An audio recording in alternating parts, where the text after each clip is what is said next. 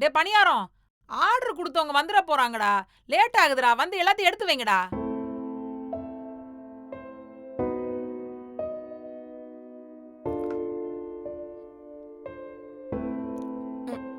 அப்பா.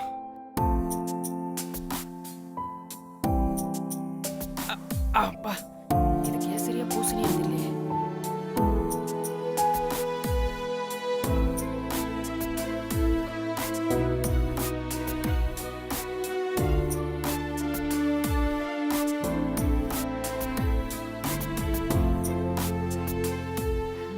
டே பணியாரம், அந்த லிஸ்ட் எடுத்துட்டு வாடா, எல்லாம் சரியா இருக்கான்னு பாப்போம்.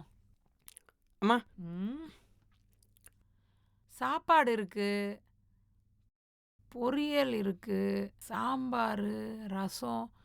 ஏண்டா அந்த அப்பள கவரங்கடா. அச்சோ, அடுப்புலயே வச்சுட்டு வந்துட்டேம்மா. நான் போய் எடுத்துட்டு வந்துடுறேன். சரி, அத போய் எடுத்துட்டு வந்துரு.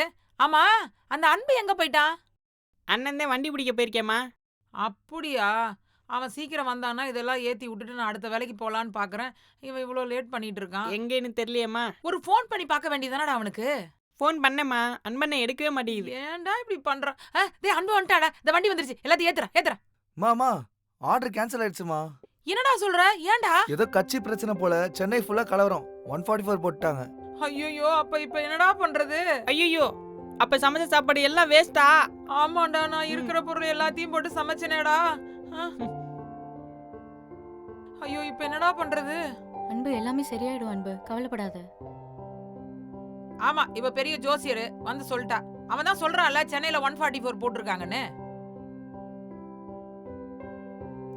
இன்னைக்கு ஒருத்தவங்க மூஞ்சில முழிச்சேன், நாலு அமோகமா இருக்கு. சும்மா சும்மா அவளே குறை சொல்லிட்டு இருக்க. அடுத்து என்ன பண்ணணும் யோசி. என்ன பண்றது? 3 நாளைக்கு நம்மளே வச்சு சூடு பண்ணி சாப்பிட வேண்டியதுதான். யாரும் வரவும் மாட்டாங்க, ஒண்ணும் பண்ண மாட்டாங்க. இட்லி கடை உங்க பிரேக் டைம் என்டர்டைன்மெண்ட் சேனலில் காண தவறாதீர்கள்.